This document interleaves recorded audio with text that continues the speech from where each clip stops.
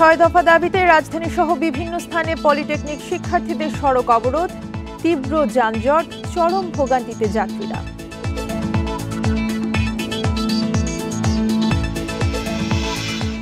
ডিসেম্বরের মধ্যে জাতীয় নির্বাচনের দাবিতে অনড় বিএনপি, প্রধান উপদেষ্টার সাথে বৈঠকে অবস্থান তুলে ধরবেন নেতারা।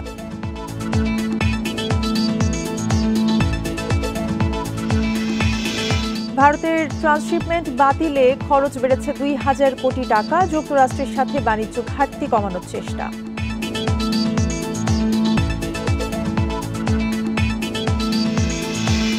শোভাযাত্রার মোটিভ শিল্পী মানবেন্দ্রের বাড়িতে দুর্বৃত্তদের আগুন, জড়িতদের গ্রেফতারের চেষ্টা চলছে সংস্কৃতি উপদেষ্টা।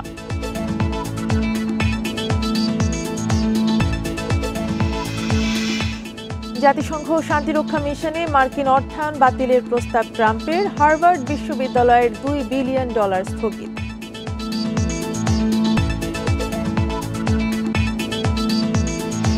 বান্ডেল থাকলে প্রতি সেনমানিতে টাকা বাঁচবে। বিকাশ সেনমানি বান্ডেল কিনে জিতুন প্রতি লেনদেনে। স্বাগত বিরতিহীন সংবাদ দুপুরে, সঙ্গে আছে তাসনিমে জান্নাত অর্থী। শিরোনাম শুনছিলেন, এবারে পুরো খবর। ছয় দফা দাবিতে রাজধানীর তেজগাঁওয়ে ৭ রাস্তা মোড় অবরোধ করে বিক্ষোভ করছেন পলিটেকনিকের একদল শিক্ষার্থী। সকাল 10টার দিকে শুরু হয় এই বিক্ষোভ। এতে ওই সড়কে যান চলাচল বন্ধ রয়েছে, চরম ভোগান্তিতে পড়েছেন যাত্রীরা। এদিকে কুমিল্লা, নরসিংদী, সিলেট, দিনাজপুর ও গোপালগঞ্জেও মহাসড়ক অবরোধ করে বিক্ষোভ করছে পলিটেকনিক শিক্ষার্থীরা। তাদের ৬ দফা দাবির মধ্যে রয়েছে জুনিয়র ইনস্ট্রাক্টর পদে ক্রাফট ইনস্ট্রাক্টরদের ৩০% প্রমোশন কোটা এবং ডিপ্লোমা ইন ইঞ্জিনিয়ারিং কোর্সে যে কোনো বয়সে ভর্তির সুযোগ বাতিল করতে হবে। এছাড়া স্বতন্ত্র কারিগরি এবং উচ্চশিক্ষা মন্ত্রণালয় প্রতিষ্ঠা এবং কারিগরি শিক্ষা সংস্কার কমিশন গঠন। পলিটেকনিক ও মনোটেকনিক ইনস্টিটিউট থেকে পাশ করা শিক্ষার্থীদের উচ্চশিক্ষার সুযোগ তৈরিতে উন্নত টেকনিক্যাল বিশ্ববিদ্যালয় প্রতিষ্ঠার দাবিও শিক্ষার্থীদের।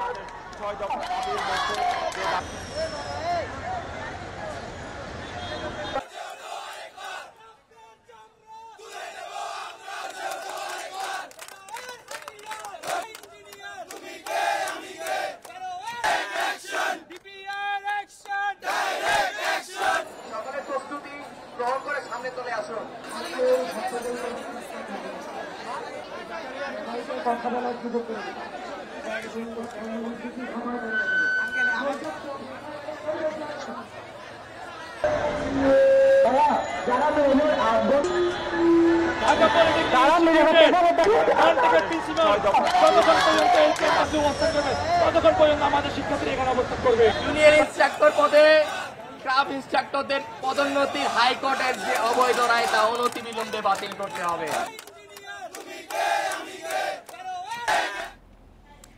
এ বিষয়ে আরো জানাতে ঢাকা, চট্টগ্রাম এবং রাজশাহী থেকে যোগ দিচ্ছেন সহকর্মীরা। শুরুতেই বনি ইবনে কামাল আমাদেরকে জানাবেন।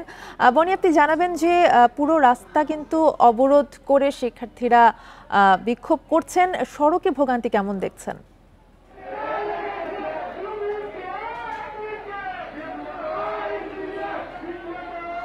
নিশ্চয়ই শিক্ষার্থীদের যে ৬ দফা দাবি, সেই দাবিতে কিন্তু আজকে আন্দোলন চলছে। এর আগেও তারা একই দাবিতে আন্দোলনে নেমেছিলাম। যদি আপনাকে সার্বিক পরিস্থিতি দেখায়, আপনি নিশ্চয়ই দেখতে পাচ্ছেন যে শিক্ষার্থীরা কিন্তু এই মুহূর্তে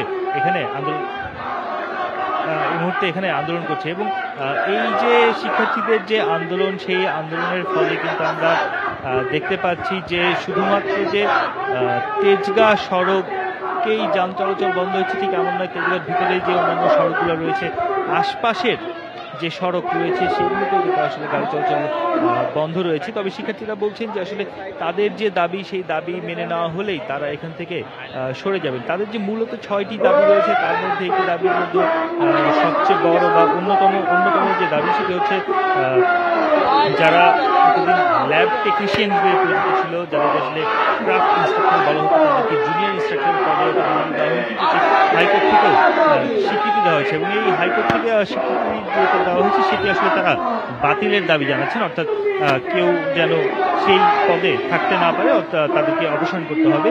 এছাড়াও তাদের অন্যান্য যে অন্যতম যে দাবিগুলো রয়েছে, সেই দাবির মধ্যে এমনও আছে যে কোনো যে কারিগরি শিক্ষার সঙ্গে জড়িত কারিগরি বোর্ডের কেউ কিন্তু যেন নন টেকনিক্যাল পার্সন না হয়, সেই বিষয়টি নিশ্চিতেরও দাবি জানিয়েছে। আমি যদি আপনাকে একটা রাস্তার পরিস্থিতি দেখাতে চাই, আমরা কিন্তু দেখতে পাচ্ছি যে এই আন্দোলনের কারণে সড়কে ব্যাপক ধরনের ভোগান্তি এরই মধ্যে সৃষ্টি হয়েছে। বিশেষ করে 7 রাস্তায় সংযুক্ত হয় এমন যতগুলো সড়ক আছে সড়কে কিন্তু যান চলাচল বন্ধ হয়ে গিয়েছে। আমরা যদি একটু দেখাতে চাই, আকিজের যে ইলেকট্রিক গাড়ির যে বিক্রয়োত্তর জায়গাটি রয়েছে সেখান থেকে যে গাড়িগুলো আসলে এই 7 রাস্তার জায়গায় উঠে সেই সড়কটিও কিন্তু বন্ধ করে দেওয়া হয়েছে। মূল সড়কের 2 পাশ তো বন্ধ আছে, এছাড়াও অলিগলি, যেসব অলিগলি থেকে এসে প্রধান সড়কে ওঠা যায় সেই সড়কগুলো বন্ধ করে দেওয়া হয়েছে। পাশাপাশি শুধুমাত্র যে সড়ক বন্ধ করেছে এমনটি নয়, ফ্লাইওভারের উপরেও কিন্তু আসলে শিক্ষার্থীরা অবস্থান নিয়েছে এবং ফ্লাইওভারের উপরেও একটি তীব্র যানজট আমরা কিন্তু দেখতে পাচ্ছি, তীব্র যানজট সৃষ্টি হয়েছে। আমরা কিছুক্ষণ আগে আসলে ধারণা নেওয়ার চেষ্টা করছিলাম যে কতটুকু দূর পর্যন্ত এই যানজট ছড়িয়ে পড়েছে। আমরা যতটুকু দেখতে পাচ্ছি যে বেইলি রোড পর্যন্ত, এই যে বেইলি রোড থেকে তেজগাঁর দিকে আসার যে মূল সড়কটি, পুরো সড়কটি আসলে একেবারেই কলাপস করেছে, একেবারেই যান চলাচল বন্ধ হয়েছে। আমরা সাধারণ মানুষের সঙ্গে কথা বলছিলাম, তারা বলছিলেন যে আসলে আন্দোলনের জন্য অন্য কোনো পদ্ধতি বা অন্য কোনো পন্থা বেছে নিলে শিক্ষার্থীরা, সেই ক্ষেত্রে তাদের জন্য এই ভোগান্তিটা হয়তো হতো না। তারা এই দাবিটাও কিন্তু জানিয়েছেন। আমরা বিভিন্ন বাসের যারা চালক রয়েছে, গণপরিবহনের চালক, তাদের সঙ্গেও কথা বলার চেষ্টা করেছিলাম। তারাও কিন্তু একই কথা বলছিলেন যে আসলে এই যে আন্দোলন, এই আন্দোলনের ফলে তাদের মধ্যে এক ধরনের সীমাহীন ভোগান্তি সৃষ্টি হচ্ছে। তবে শিক্ষার্থীরা এই ভোগান্তির কথা স্বীকারও করছেন। তারা বলছেন যে তাদের দাবি মেনে নেওয়া মাত্রই তারা আসলে এই পুরো সব যে অবস্থান কর্মসূচি বা অবরোধ সেটি কিন্তু তারা তুলে নেবেন। শুধুমাত্র তেজগাঁয়ের এই জায়গায় এই অবস্থা এমনটি কিন্তু নয়, আমরা খবর পেয়েছি মোহাম্মদপুরেও অনেকটা এরকমই পরিস্থিতি আমরা এরকম জানতে পেরেছি। একইভাবে কিন্তু দেশের বিভিন্ন প্রান্তে, যেমন চট্টগ্রাম থেকে আমাদের সাথে আব্দুল্লাহ রাকিব আছেন, তিনি জানাবেন সেখানকার খবর।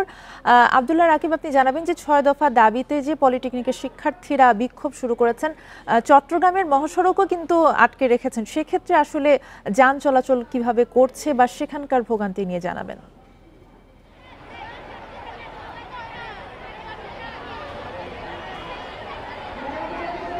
12:30 থেকে যে সড়ক অবরোধ কর্মসূচি শুরু করেছেন চট্টগ্রামের সরকারি বেসরকারি পলিটেকনিক ইনস্টিটিউটের শিক্ষার্থীরা, সেটি এখনো চলমান। মানুষের আসলে ভোগান্তি ব্যাপক আমরা যদি বলতে চাই। এখানে এটি চট্টগ্রামের প্রধান সড়ক অর্থাৎ 2 নম্বর গেট মোড়ে শিক্ষার্থীরা অবস্থান নিয়েছেন এবং এখানে চারপাশে শত শত গাড়ি আমরা দেখছি আটকা পড়েছে, পণ্যবাহী গাড়ি থেকে শুরু করে যাত্রীবাহী ব্যক্তিগত গাড়ি। 2 পাশে আটক করে রেখেছে শিক্ষার্থীরা, প্রতিবন্ধকতা দিয়ে রেখেছে, ফলে কোনো গাড়ি এখানে চলাচল করতে পারছে না এবং শিক্ষার্থীরা সড়কের মাঝখানে তারা বসে অবস্থান নিয়েছেন এবং স্লোগান নিচ্ছেন। আমরা কিছুক্ষণ আগে আসলে শিক্ষার্থীদের সাথে পুলিশ প্রশাসন, বিশেষ করে আইন শৃঙ্খলা রক্ষাকারী বাহিনীর একটি উত্তেজনাকর পরিস্থিতি তৈরি হয়েছিল। অর্থাৎ আইন শৃঙ্খলা রক্ষাকারী বাহিনী শুরু থেকে এখানকার পর্যবেক্ষণ করছিলেন এবং তারা দূরে দাঁড়িয়ে আসলে এই পরিস্থিতিকে সামলানোর চেষ্টা করছেন এবং শিক্ষার্থীদেরকে কিভাবে তাদেরকে সরানো যায়, কিছুক্ষণ আগে তাদেরকে সরানোর চেষ্টা করলে শিক্ষার্থীদের সাথে একটি বাক বিতণ্ডার মতো পরিস্থিতি তৈরি হয়। তবে এখন পর্যন্ত পরিস্থিতি শান্ত রয়েছে, শিক্ষার্থীদেরকে বোঝানোর চেষ্টা করা হচ্ছে। এখানকার সাধারণ মানুষের যদি আমরা ভোগান্তির চিত্রের কথা বলি, বিভিন্ন দূর দূরান্তের মানুষ, আমরা শিশু সহ নারীদেরকে দেখছি, তারা হেঁটে হেঁটে পুরো সড়ক পার হচ্ছেন এবং তাদের গন্তব্যে যাচ্ছেন এবং তারা অনেকেই ক্ষোভ জানিয়েছেন যে এই ধরনের অনাহত কর্মসূচি শিক্ষার্থীদের কাছ থেকে তারা আশা করেন না। তারা বলছেন যে যৌক্তিক পর্যায়ে যে কোনো দাবি তারা চাইতেই পারেন এবং তারা শিক্ষার্থীরা বলছেন আসলে তাদের যে দাবি ছিল সেটি প্রশাসনের কাছে, কিন্তু সাধারণ মানুষকে আসলে ভোগান্তি তৈরি করে এক রকমের দুর্ভোগ তৈরি করে এই ধরনের কর্মসূচিকে তারা সাধারণ মানুষের সমর্থন করছেন না।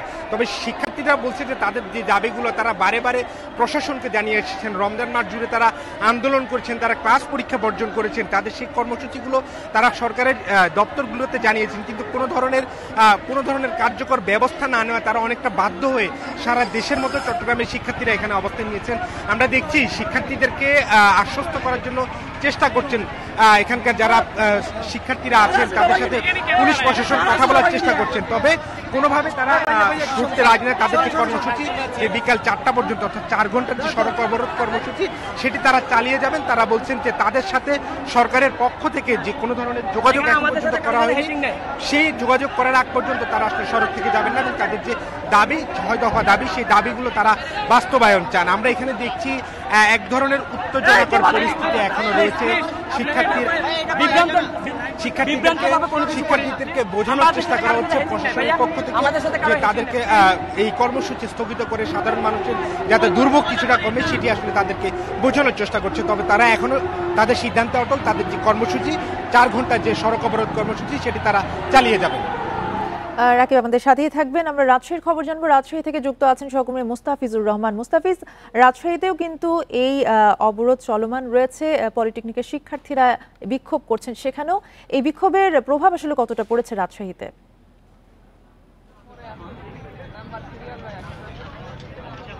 দেখুন, যখন ওই সড়ক পথ অবরোধ করে রেলপথ অবরোধ করে কোনো বিক্ষোভ হয় বা কর্মসূচি পালন করা হয় তখন স্বাভাবিকভাবেই কিন্তু সড়কের গাড়িগুলো থমকে যায় এবং রেল কিন্তু থমকে যায়, যার ফলে যাত্রী দুর্ভোগ বা জনদুর্ভোগ সেটি কিন্তু বাড়ে।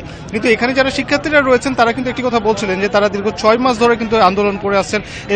তারা এতদিন তারা ক্যাম্পাসের মধ্যেই ক্যাম্পাসের গণ্ডির মধ্যেই কিন্তু তারা সীমাবদ্ধ ছিলেন, কিন্তু বাধ্য হয়ে আজকে তারা রাস্তায় নেমেছেন। ঠিক গতকাল থেকে আমরা দেখেছিলাম যে রাজশাহী নগরীর রেলগেট এলাকায় তারা অবরোধ করেছিলেন এবং পরবর্তীতে সেনাবাহিনীর সদস্যরা এসে যান চলাচল স্বাভাবিক করে এবং এরপরে পরবর্তীতে আমরা দেখেছিলাম যে শিক্ষার্থীদের একটি দল জেলা প্রশাসকের কাছে তাদের স্মারকলিপি প্রদান করেছিল এবং সেখান থেকে কিছুটা আশ্বস্ত হয়েছিল। কিন্তু তারপরও আজকে তারা এসেছে যে তারা ঠিক আস্থার যে জায়গাটি সেটি এখনো নিশ্চিত হতে পারেনি। তাদের যে 6 দফা যে দাবি রয়েছে এবং তারা বলছেন যে এটি তাদের আজকের দাবি নয়, এটি তাদের দীর্ঘদিনের দাবি এবং এটি মানতে সরকার পক্ষ কখনো আগ্রহ দেখায়নি এমনকি অভিযোগ করেছেন।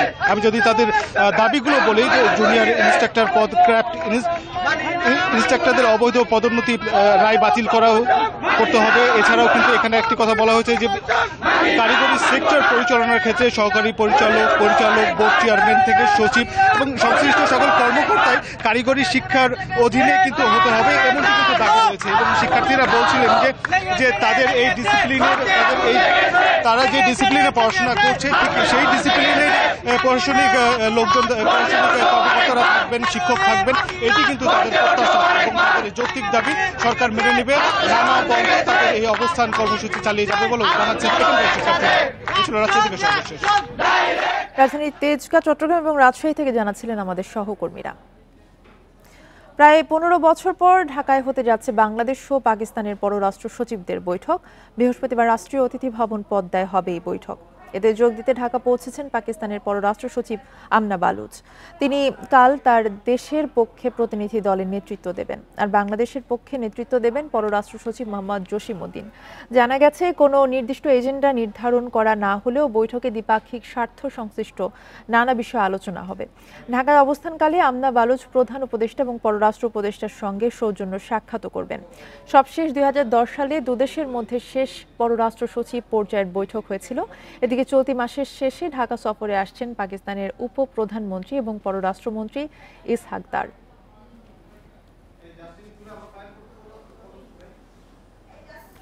উনি আসছেন, আমরা ওনার সাথে আমাদের সাথে যে মিউচুয়াল ইন্টারেস্টের যে বিষয়গুলো আছে সবগুলো বিষয়ে কথা হবে। আমরা তো সাউথ এশিয়ার পরিবারভুক্ত, এই প্রত্যেকটা দেশের সাথে যাতে আমাদের সম্পর্ক উন্নয়ন হয়, তো সেই আলোকেই পাকিস্তানও আমাদের সাউথ এশিয়ান পরিবারভুক্ত, সার্কের ভুক্ত, আমরা তাদের সাথে সম্পর্ক উন্নয়ন চাচ্ছি, আমরা ইন্ডিয়ার সাথে সম্পর্ক উন্নয়ন চাচ্ছি। ভারতের ট্রান্সশিপমেন্ট বাতিলে 2000 কোটি টাকার খরচ বেড়েছে, সে ক্ষতি পুষিয়ে নেওয়ার চেষ্টা চলছে বলে জানিয়েছেন বাণিজ্য উপদেষ্টা শেখ বশির উদ্দিন। দুপুরে সচিবালয়ে এই কথা জানান তিনি। এ সময় তিনি আরও বলেন, যুক্তরাষ্ট্রের এক পেশে শুল্ক আরোপের বিষয়টি প্রধান উপদেষ্টা নিজে দেখছেন। দেশটি বাংলাদেশের রপ্তানির পণ্য থেকে $1 বিলিয়ন শুল্ক আয় করে, তারপরেও তাদের সঙ্গে বাণিজ্য ঘাটতি রয়েছে, আর এসব নিয়ে আলোচনা করতেই যুক্তরাষ্ট্র সফরে যাচ্ছেন অর্থ উপদেষ্টা। বাংলাদেশের রপ্তানি আয় $50 বিলিয়ন জানিয়ে বাণিজ্য উপদেষ্টা বলেন, এর বিপরীতে আমদানি $80 থেকে $90 বিলিয়ন। আর এই ঘাটতি মেটাতে সাহায্য করে রেমিটেন্স। অর্থ পাচার বন্ধ হওয়ায় ব্যাংকিং চ্যানেলে বেশি অর্থ আসছে বলেও জানান তিনি। এ সময় সয়াবিনের বাড়তি দাম প্রসঙ্গে বলেন, রাজস্ব বাড়াতেই 14 টাকা দাম সমন্বয় করতে হয়েছে। আমি আশা করি যে আমরা ঠিক যেভাবে আমরা বাজারকে বৈচিত্র্যময় করা এবং বাজারকে সরবরাহ ভিত্তিক ব্যবস্থার উন্নতির মাধ্যমে বাজারের মূল্য একটা স্টেবিলিটি আনার চেষ্টা করেছি, একই কাজ আমরা বিমানের কার্গোর ক্ষেত্রেও করব এবং আশা করি আমাদের এই 2000 কোটি টাকার খরচ 8-2,000 কোটি টাকা থাকবে না, এটা 0 টাকা থেকে মাইনাস টাকায় আনার চেষ্টা করছি। ডিসেম্বরের মধ্যে নির্বাচন না হলে রাজনৈতিক পরিস্থিতির অবনতি হতে পারে বলে মন্তব্য করেছেন বিএনপি মহাসচিব মির্জা ফখরুল ইসলাম আলমগীর। দুপুরে রাষ্ট্রীয় অতিথি ভবন যমুনায় প্রধান উপদেষ্টার সাথে বৈঠক শেষে এই মন্তব্য করেন তিনি। দুপুর 12টার দিকে প্রধান উপদেষ্টা অধ্যাপক মোহাম্মদ ইউনূসের সাথে বৈঠকে বসে বিএনপি মহাসচিব মির্জা ফখরুলের নেতৃত্বে 7 সদস্যের প্রতিনিধি দল। রাষ্ট্রীয় অতিথি ভবন যমুনায় বৈঠকে নির্বাচনের সুনির্দিষ্ট রোড ম্যাপ চায় বিএনপি। বৈঠকে প্রধান উপদেষ্টার কাছে দলের এমন অনড় অবস্থান তুলে ধরেন নেতারা। চলতি বছরের মধ্যেই জাতীয় নির্বাচন চাওয়ার কারণ ও যৌক্তিক ব্যাখ্যা প্রধান উপদেষ্টার কাছে তুলে ধরা হবে। ডিসেম্বরের পরে নির্বাচন নেয়ার চেষ্টা হলে রাজপথে আন্দোলনের কথাও ভাবছেন বিএনপি নেতারা।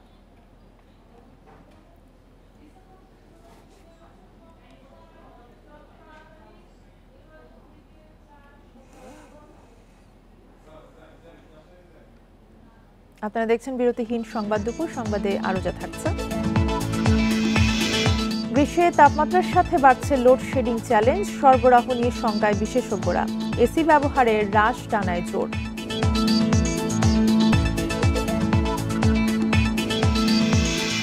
সয়াবিন তেলের দাম বাড়ায় ক্ষুব্ধ ভোক্তা, দাম সমন্বয়ের দাবি ব্যবসায়ীদের। কারসাজিতে দাম বৃদ্ধির অভিযোগ ক্যাবের।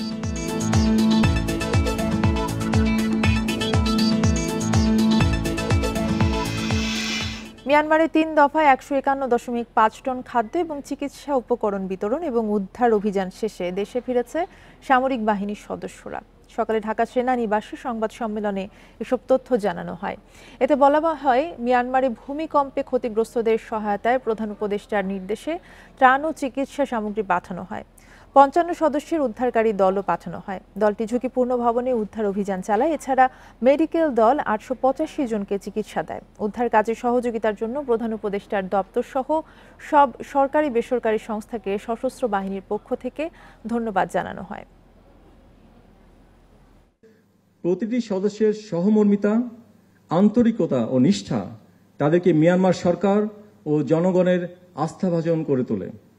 এর ফলশ্রুতিতে বাংলাদেশ দলের কর্মকাণ্ড পরিদর্শনে আসেন দেশটির উপপ্রধানমন্ত্রী ও পররাষ্ট্রমন্ত্রী উ থান শোয়ে। পয়লা বৈশাখের আনন্দ শোভাযাত্রায় মোটিফ নির্মাণ দলের শিল্পী মানবেন্দ্র ঘোষের মানিকগঞ্জের বাড়িতে আগুন দিয়েছে দুর্বৃত্তরা। মঙ্গলবার রাতের আগুনে পুড়ে গেছে তার ঘর, আসবাবপত্র এবং একটি মোটরসাইকেল।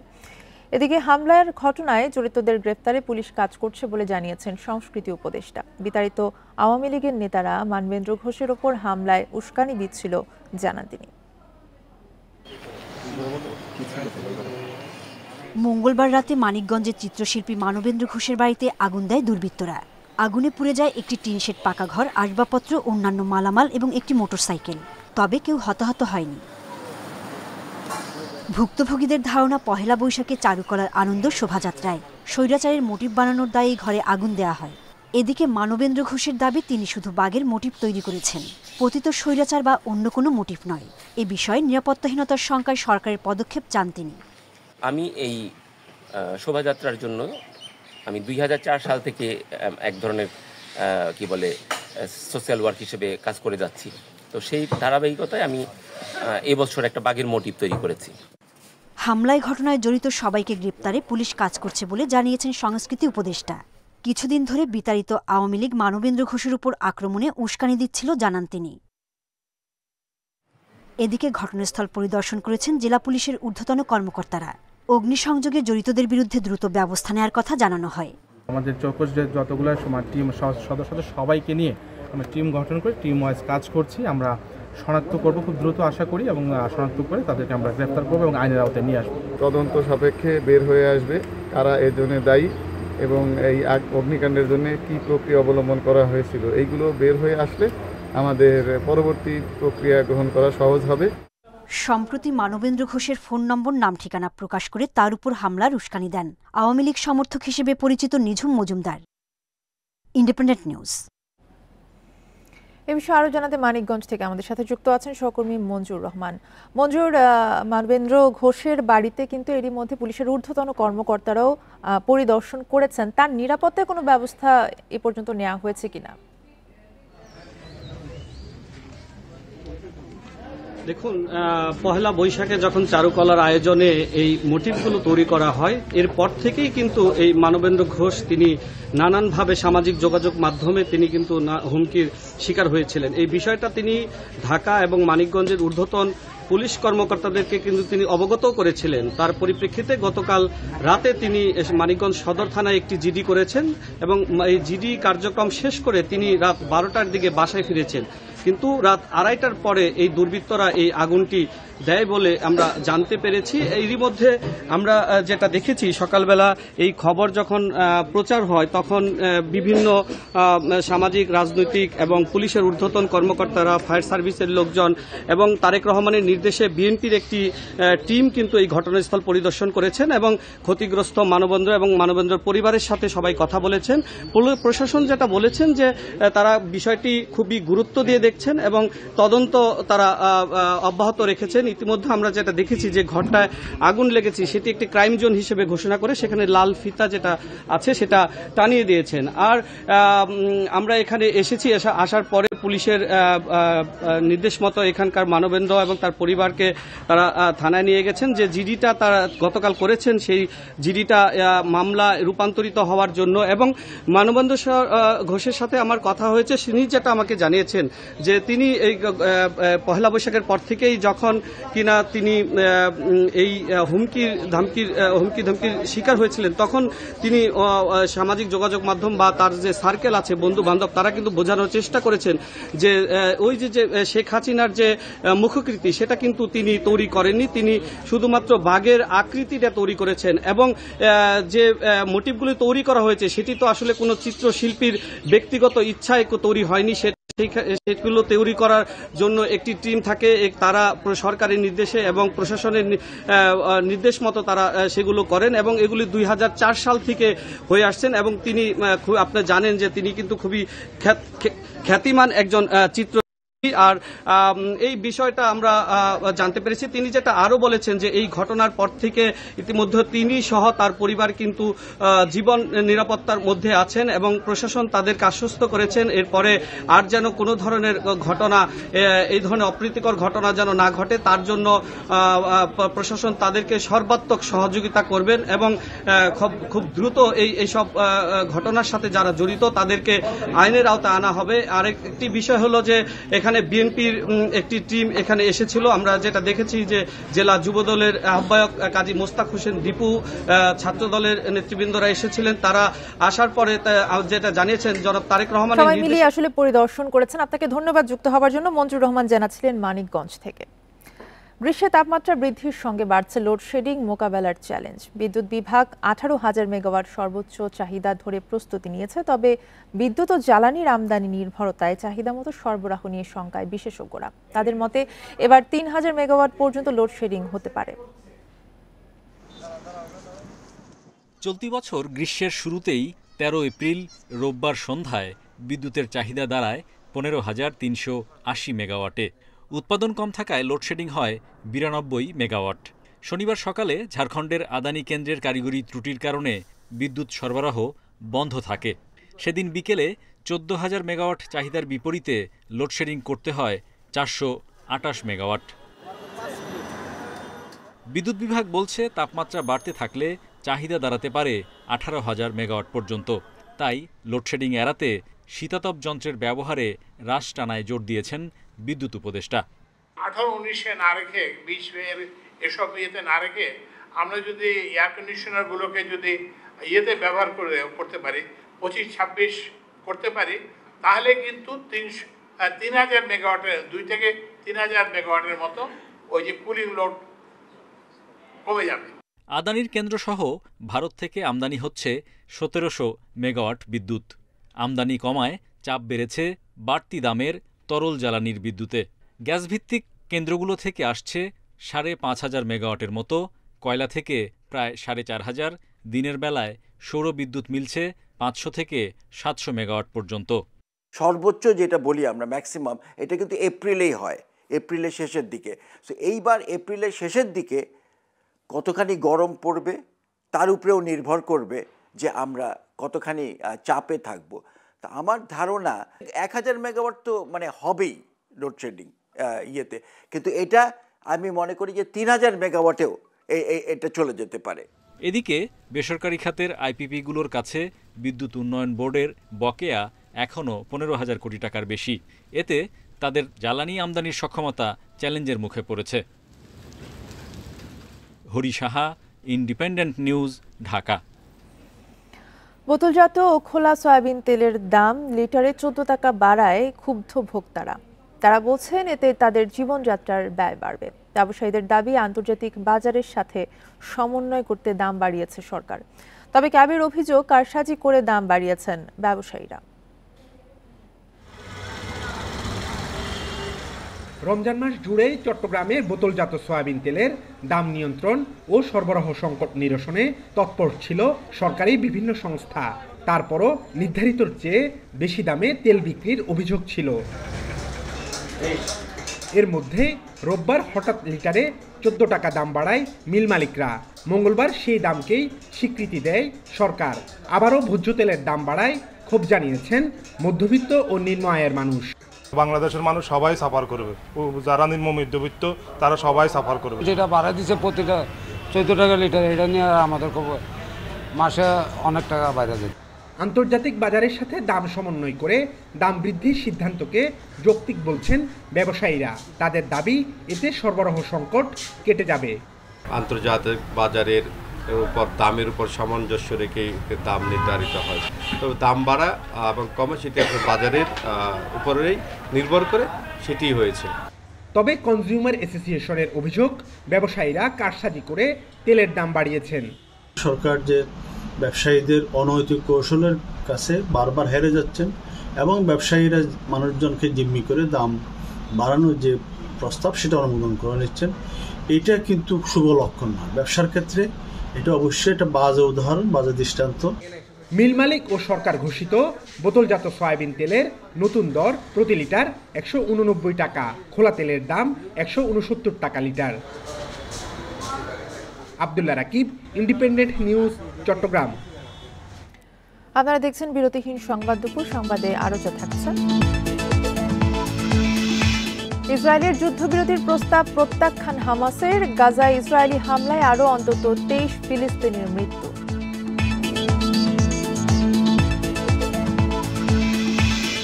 বিদায়ের সংজ্ঞা নিয়ে রাত 1টায় চ্যাম্পিয়ন্স লিগে আর্সেনালের মুখোমুখি রিয়াল। আরেক ম্যাচে লড়বে বায়ার্ন ও ইন্টার।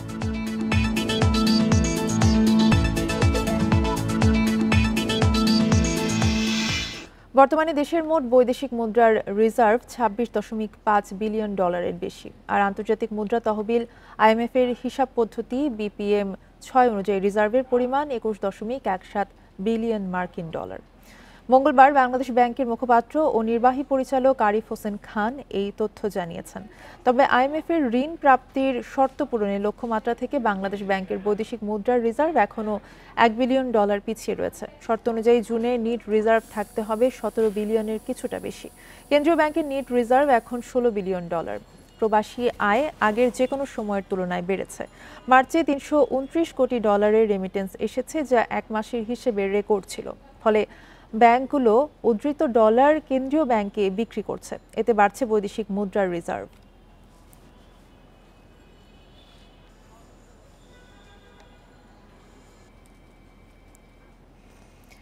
দেশের বেসরকারি খাতে ঋণ প্রবাহে কয়েক বছর ধরে ভাটা চলছে। চলতি অর্থ বছরের ফেব্রুয়ারিতে অর্থনীতির প্রধান এই খাতের ঋণ প্রবৃদ্ধি নেমে এসেছে 6% ঘরে। ফেব্রুয়ারির শেষে বেসরকারি খাতে ঋণ প্রবৃদ্ধি হয়েছে 6.82%। চলতি অর্থ বছরের ঘোষিত মুদ্রানীতিতে 9.8% প্রবৃদ্ধির লক্ষ্য নির্ধারণ করা হয়। জানুয়ারিতেও বেসরকারি খাতে ঋণ প্রবৃদ্ধি ছিল 7.15%। বাংলাদেশ ব্যাংকের তথ্য অনুযায়ী ফেব্রুয়ারিতে বেসরকারি খাতের ঋণ প্রবৃদ্ধির হার 21 বছরের মধ্যে সর্বনিম্ন। সবশেষ 2004 সালের ফেব্রুয়ারিতে এ খাতে ঋণ প্রবৃদ্ধি 6.82%-এর নিচে নেমেছিল। বেসরকারি খাতে নতুন বিনিয়োগ প্রায় নেই। আবার ব্যাংক খাত থেকে ভুয়া কোম্পানি তৈরি করে অর্থ লোপাটও বন্ধ হওয়ায় বেসরকারি খাতে ঋণ প্রবৃদ্ধি এত কমেছে।